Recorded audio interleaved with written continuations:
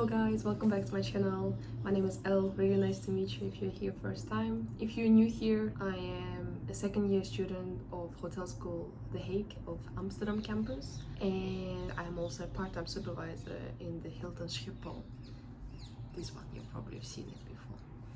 In today's topic, as you probably see in the title, I wanted to talk about something really relevant to our industry, the post-pandemic situation. Since I'm studying it full-time, this has been a big dream of mine, and looking the industry struggle from one crisis to another has not been super motivational, very learningful, but I just wanted to talk to you about what happened, what's gonna happen, how we ended up here, and what me as a hospitality management student could expect by the year of my graduation. So first of all, let's dive into why, how, what happened that we end up in a second crisis like this. Well, first of all, we had COVID happening in 2019, and that resulted in almost 60% of our entire global industry. You know that hospitality is not only about the hotels, it's the restaurants, it's event industry, it's traveling, aviation, the traveling bureaus, all of that cut it in half. Imagine how many people lost their jobs at the same time or periodically during 2019, 2020,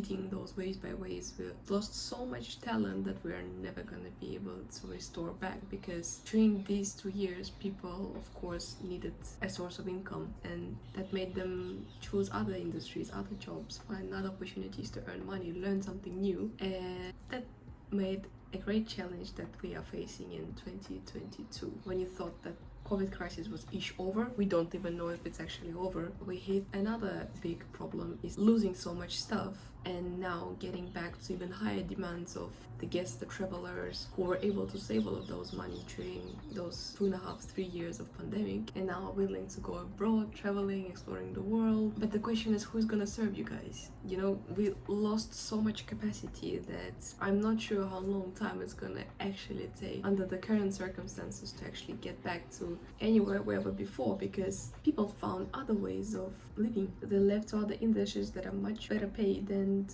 how are we gonna attract them now? Because we're so behind on staff that you can see it everywhere. This summer when I had my internship, it was extremely hard, but looking back, I'm not sure what could be worse, because let me take you back a little bit. So before I even started HTH, I had worked in the elite hotels in Sweden, and there I actually got fired on the first wave of COVID. And Sweden wasn't that drastically affected by the pandemic. At least we didn't close the restaurants and the hotels, and the gyms were still operating. I got fired. I was the last one. We approached it in a way that the people who work longest for the company will stay, and I was the first one to get the job back, but I was still fired. And you would think, okay, so what did you do? How did you save for school? It must have destroyed all of your plans. No, because in the end, the demand was still there. We didn't close the hotel. We still needed the same amount of workers. We just couldn't afford it, which made me overwork. I was working full-time, even though I had a contract for 60%. I was still working full-time to make sure that we can run the business, even though we only had one receptionist on shift, which is super challenging, because sometimes you wish you were two, but that was just not possible. And they paid me black because I didn't even have a contract anymore, because it needed to be terminated, which was a crazy time. The hospitality have adjusted so much, finding the creative solutions, following the distance rules, implementing, changing, adjusting strategies, which kept so many companies going. Like thinking about Elite, who stayed fine, and it's a big Swedish chain, but it's not worldwide. Now, as a person working for Hilton, I realized that those big corporate environments where you have so much money and support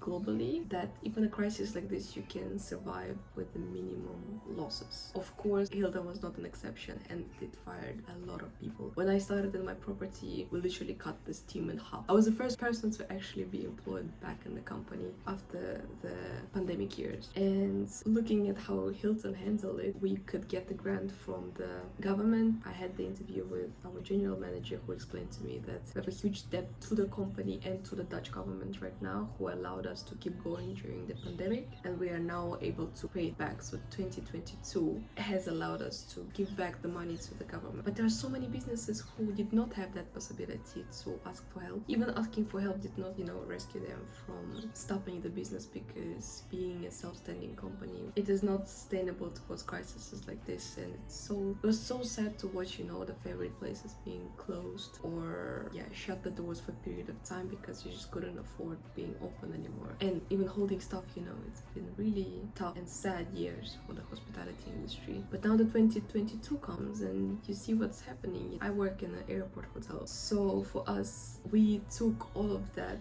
chaos coming from the airline industry, where people took all of the money that they were able to save and they put it to traveling again. Totally understandable. But guys, we did not have a moment to even rethink our strategy. We were all into distancing and stay safe, and so many initiatives that were taken to attract the business. And suddenly when May 2022 hit, it just flipped around. But the demand went up even higher than pre-COVID, because now people were fed up with sitting at home and wanted to explore the world, and that's all great. But guys, we lost so much talent, and this is where we end up being right now. We see what's happening with the KLM, we see what happened at the Schiphol airport, where the security checks are 4 hours long, and even after that people cannot make it outside the country. And people are mad, people are writing complaints, they are gonna sue the KLM as a company. But in all of that, I've seen so much empathy towards people working in hospitality, because we are with the bare minimum amount of people to hold this together. And trust me, those are people who are passionate about what they're doing and have been doing it for a long time. We've been suffering because when one person is forced to do a job for 3 people, it is very demotivating. It is not sustainable in the long run whatsoever. And I've had so many people who showed their gratefulness at my working place, being like, hey guys,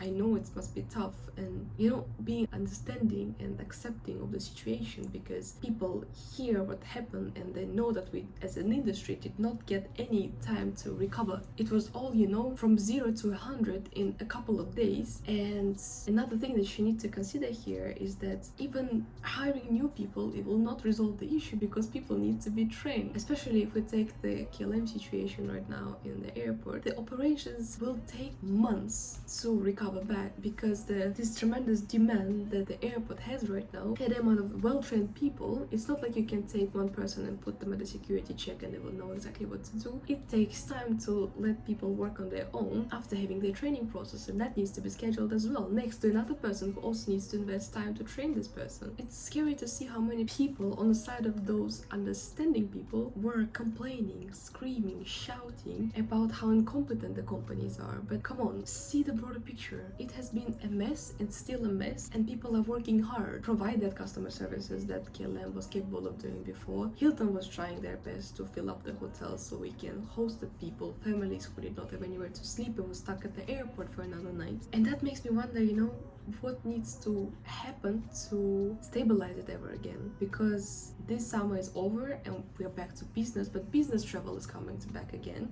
We're again into running the conferences, offering groups to stay in our properties, but we hired people, but now we need to find time to train them. But there is no time because the capacity is still at 100%, and you push and you push and you push. And our business is all about sustainability as well, but people are working hard, and I'm curious of what change could happen to reverse it or to find balance in all of this. And I see the strikes happening in the NS, for instance, like I live in the Netherlands. For those of you who don't know, always have started studying in Amsterdam. And here for the past month we had public transport people striking and not coming and showing up to work because of the low payments and the horrible work agreements that they're having. But then I'm thinking, is the same thing gonna work for hospitality? And deep inside here I really want to initiate something like that, but it's about so many people. I heard that the unemployment rates are still so high, so I'm not sure, like by the end of this year, by the end of 3 more years, we're gonna be able to have a balance in our industry again, and where are we all moving? And if we're all not gonna show up to work, is this gonna change anything? They just gave us a raise of, what was it, 5%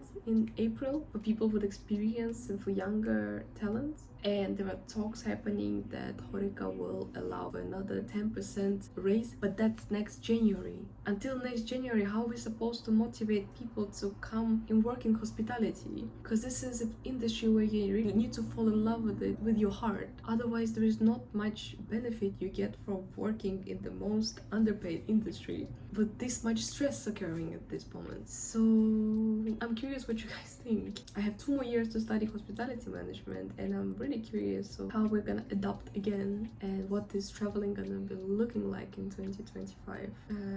Because we know there are talks happening about it all the time. We are talking and people know how poorly treated we are in the industry, and of course it got so much better in the past 10-20 years. There is no doubt about that, but I feel like there is such a big step that we need to make as an industry in the future. And for me, as a future hospitality leader, I also feel the responsibility to do better, because I feel like no matter how good of a planning you make, the pandemic happens and then you end up with a situation that we have right now. But what is the next step? What can we do to make it ever balanced again, and how are we gonna build on that? I'm curious what you guys think. Please drop the comment down here. I would really like to hear what you say about striking in the hospitality industry. Maybe that would resolve everything, I don't know. Reach out to me, and I'm really happy that you're visiting here. Let me know what type of videos you would like to see on my channel. You can also drop it down here. For now, I wish you all a really good day. Sorry for this video not being completely hyped up and optimistic, but this is what reality in hospitality looks like. It is not easy, and I'm really happy to be a part of this industry, and I really hope that there is a greater change happening in the coming years, because it's fun to be working with a high demand, but there's also tough on people in our industry. We're serving people, but they're also a team, and I've seen teams struggling a lot,